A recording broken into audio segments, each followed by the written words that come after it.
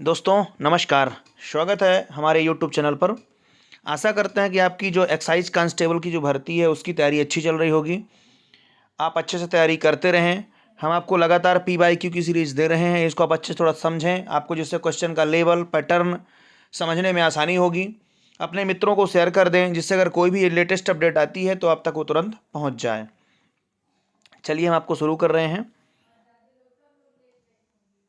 पहला क्वेश्चन है, राष्ट्र प्रथम 82 वर्ष की स्वर्ण गाथा को 2021 में किसने जारी किया था? तो इसका जो राइट आंसर है ऑप्शन नंबर डी है, यानी कि अमित शाह जी ने। आज हम बात करेंगे मध्य प्रदेश आबकारी आरक्षक के स्टडी गाइड के बारे में, जो कि चक्षु प्रकाशन की है। इस पुस्तक में जो विषय सूची है पूरा सब्जेक्ट वाइज विधिवत दिया हुआ है। इसमें विषय सूची में देख सकते हैं, SRR पब्लिकेशन की बुक है ये। और इसमें जो प्रीवियस ईयर क्वेश्चन पेपर है उनको विधिवत तरीके से समझाया हुआ है, और अनसॉल्व पेपर और सॉल्व पेपर भी दिया हुआ है, जिसको आप हल करके अपनी तैयारी को आसान बना सकते हैं। उनके जो उत्तर है वो व्याख्यात्मक सहित दिए हुए हैं। एक बेहतरीन पुस्तक है ये आबकारी आरक्षक के लिए, जो कि चक्षु प्रकाशन की है। इस पुस्तक को अच्छे से हल करें और अपनी तैयारी को निश्चित करें। ये देख सकते हैं, पूरा विधिवत सब्जेक्ट वाइज दिया हुआ है, न्यू पैटर्न पर आधारित है ये, और इसकी अलग अलग पुस्तकें भी मार्केट में अवेलेबल हैं। फिर नेक्स्ट क्वेश्चन है, 2022 में 14 से 25 नवंबर तक सिटीज़ की पार्टियों का 19वां सम्मेलन कहाँ आयोजित किया गया था? तो इसका जो right answer option number D है, यानी कि पनामा। फिर नेक्स्ट क्वेश्चन है, 2024 तक भारत की राष्ट्रीय स्वच्छ वायु रणनीति के तहत पार्टिकुलेट मैटर उत्सर्जन कितने प्रतिशत तक कम होने की उम्मीद है? तो इसका जो right answer option number B होगा, 30%। फिर नेक्स्ट क्वेश्चन है, राष्ट्रीय जैव ऊर्जा कार्यक्रम कब तक लागू किया गया था? तो इसका राइट आंसर है ऑप्शन नंबर सी, 25-26। फिर नेक्स्ट क्वेश्चन है, निम्न में से किसे वर्ष 2022 के नोबेल पुरस्कार से सम्मानित किया गया है? तो इसका right answer option number D, Dennis Sullivan. फिर नेक्स्ट क्वेश्चन है, निम्न में से किसे 2022 के लिए साहित्य के नोबेल पुरस्कार सम्मानित किया गया है? तो इसका होगा राइट ऑप्शन नंबर बी, एनी एनॉक्स। फिर नेक्स्ट क्वेश्चन है, 27 अक्टूबर 2022 को स्टॉकहोम स्वीडन में वार्षिक भारत स्वीडन इनोवेशन डे का कौन सा संस्करण आयोजित किया गया था? यानी ये करंट का क्वेश्चन था, जो 27 अक्टूबर 2022 को स्टॉकहोम, ये जो स्टॉकहोम स्वीडन में हुआ था, इसका जो right answer option number C होगा, यानी 9वां संस्करण था ये। फिर नेक्स्ट क्वेश्चन है, परमाणु हथियारों के पूर्ण उन्मूलन के लिए अंतर्राष्ट्रीय दिवस कब मनाया जाता है? तो इसका होगा ऑप्शन नंबर बी, 26 सितंबर को। यानी जो परमाणु हथियार का पूर्ण उन्मूलन अंतर्राष्ट्रीय दिवस है वो 26 सितंबर को मनाया जाता है।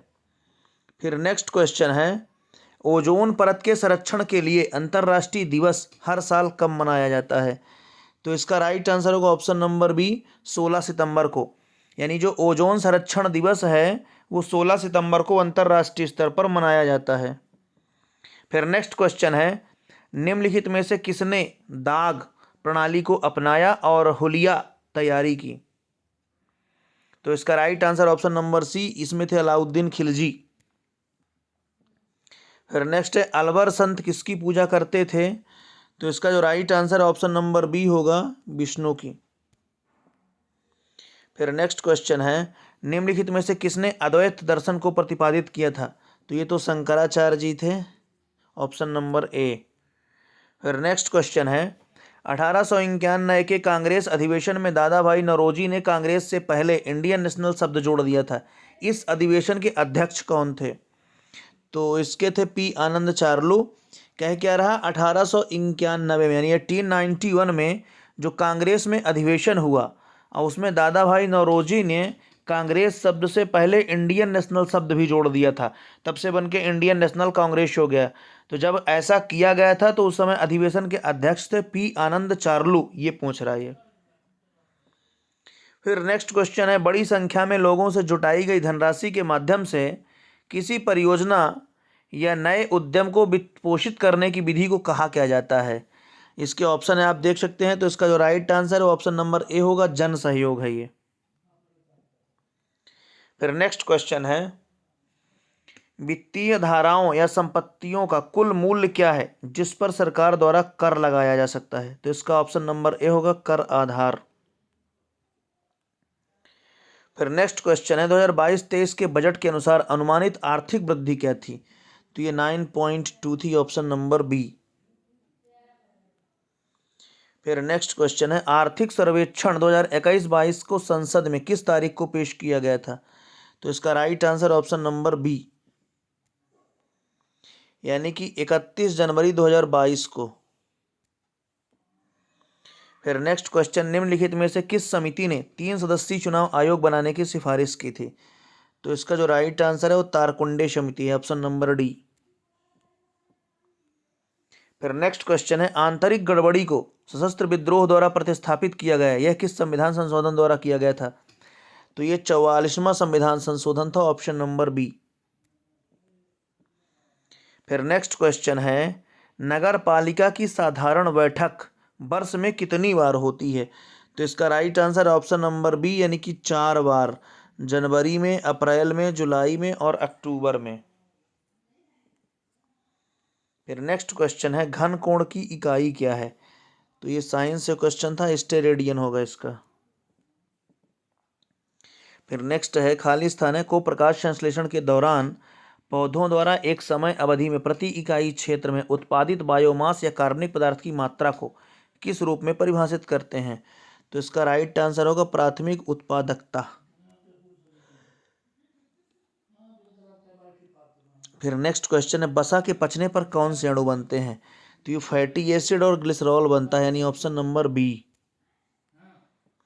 इसको आप डायरेक्ट पढ़ सकते हैं, 10th की साइंस में भी दिया हुआ है और साइंस की जो बुक आती है नॉर्मल उनसे भी अगर पढ़ेंगे अच्छे से तो कवर हो जाएगा, ये बहुत बड़ी बात, दिक्कत नहीं है इसमें। फिर नेक्स्ट है किस जीव को सरीसृप और पक्षियों के बीच की कड़ी माना जाता है? तो आर्कियोप्टेरिस है ये। फिर नेक्स्ट क्वेश्चन डार्विन ने अनुकूली विकिरण का अध्ययन किस प्रजाति में किया था? तो ऑप्शन नंबर बी है चिड़िया। फिर नेक्स्ट है निम्नलिखित में से कौन सा मेल गलत है? तो इसका ऑप्शन नंबर सी होगा टमाटर टार्टरिक अम्ल, क्योंकि टमाटर में होता है ऑक्जेलिक एसिड। ये साइट्रस सिट्रिक अम्ल सही है, दही में लैक्टिक अम्ल ठीक है, और चींटी के डंग में एथेनोइक अम्ल होता है। टमाटर में टार्टरिक गलत है, ये इमली में होता है टार्टरिक अम्ल, टमाटर में होता है ऑक्जेलिक एसिड। फिर नेक्स्ट क्वेश्चन क्षार क्या होते हैं? तो क्षार जो पानी में घुलनशील होते हैं वो क्षार है। फिर नेक्स्ट बंध का निर्माण तब होता है जब खाली स्थान अतिव्यापन होता है, तो ये अतिव्यापन शून्य होता है। बंध का निर्माण तब नहीं होता, सॉरी, क्योंकि जब ओवरलैपिंग होगा तो बंध का निर्माण होगा, चाहे वो एसएस ओवरलैपिंग हो, चाहे वो एसपी ओवरलैपिंग हो, चाहे पीपी में हो। पीपी में 2 प्रकार से होते हैं, एक साइड वाइज हो जाता है और एक कोएक्सियल हो जाता है। नेक्स्ट है निम्न में से कौन सा सकारात्मक ओवरलैप के समान है? तो इन फेज ओवरलैप है, यानी ऑप्शन नंबर डी होगा इसका।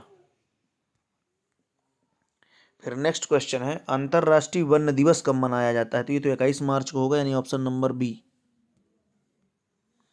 फिर नेक्स्ट क्वेश्चन है पारिस्थितिक तंत्र में पिरामिड का आकार कैसा होता है? तो पिरामिड का आकार होगा सदैव सीधा।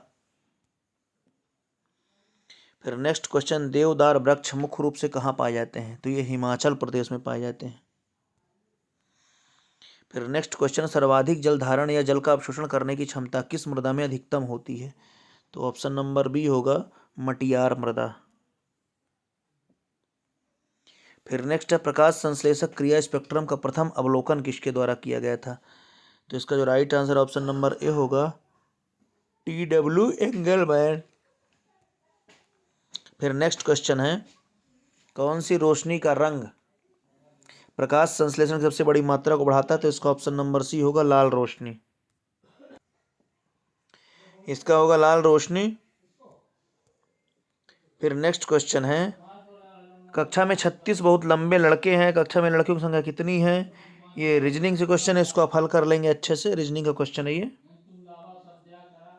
इस प्रकार ये पूरे रीजनिंग के क्वेश्चन आ गए हैं, तो इनको आप हल कर लेंगे अच्छे से देख देख के, क्योंकि टाइम ज़्यादा लगेगा इसमें, बोर्ड में थोड़ा सा इसमें दिक्कत होती है। जैसे ये आप देख सकते हैं रीजनिंग का क्वेश्चन डी के बाद आई आ रहा है, तो डी के बाद जो आई आया इसमें तो आप देख सकते हैं डी के बाद कितने का डिफरेंस है, ई एफ जी एच, यानी 4 का डिफरेंस है उसके बाद आई, ऐसे ही आप इसमें 4 टी के पहले 4 निकाल लेंगे, एफ के बाद जी एच आई जे, फिर उसका डिफरेंस फिर क्या है। तो सरल क्वेश्चन है ये। इस प्रकार इनको आप अच्छे से हल कर लेंगे पूरे क्वेश्चन, या कि फिर हम अलग से फिर बोर्ड में हल करा देंगे इनको। जैसे ये क्वेश्चन दिए हुए हैं कि सेक को आर जेड पी जे कहा जाता है, तो उसी कोड में अमाउंट को कैसे लिखेंगे। तो यहाँ पे आप देख सकते हैं इसके, ये जो एस ए सी के लिखा है, इसके जस्ट पहले आर आया है, ए के जस्ट पहले जेड आया है, और सी के जस्ट पहले बी आया है, तो के जस्ट पहले जे आएगा। तो अमाउंट के पहले भी कर सकते हैं, अमाउंट के पहले जेड आएगा, यम के पहले एल आएगा, तो ऐसे आप इसको निकाल सकते हैं। यानी इसे अमाउंट को निकालना है तो अमाउंट के पहले जेड है, यम के पहले एल आएगा, और फिर ओ है तो एम एन ओ, तो ओ के पहले एन आएगा, फिर यू है तो आर एस टी यू, तो टी आएगा, और यन के पहले यम आएगा, और यस टी के पहले यस आएगा। तो इसको आप मिला सकते हैं, तो इसका right answer option number D हो जाएगा। इस प्रकार इनको आप हल कर सकते हैं अच्छे से। ऐसे ये कोड है, तो ये कोडिंग डिकोडिंग से क्वेश्चन था, इनको आप हल कर लेंगे पूरा, और बढ़िया विधिवत तरीके से हल कर लें। और लेटेस्ट अपडेट के लिए आप चैनल को सब्सक्राइब कर लें।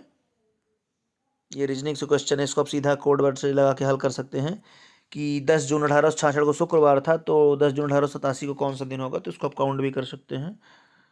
ट्रिक से करेंगे तो जल्दी आसानी से हो जाएगा। ये वही क्वेश्चन है सब, यानी रीजनिंग का पार्ट और मैथ का पार्ट आप अच्छे से कवर कर लेंगे तो थोड़ा सा आसानी होगी। और अपने मित्रों को शेयर कर दें।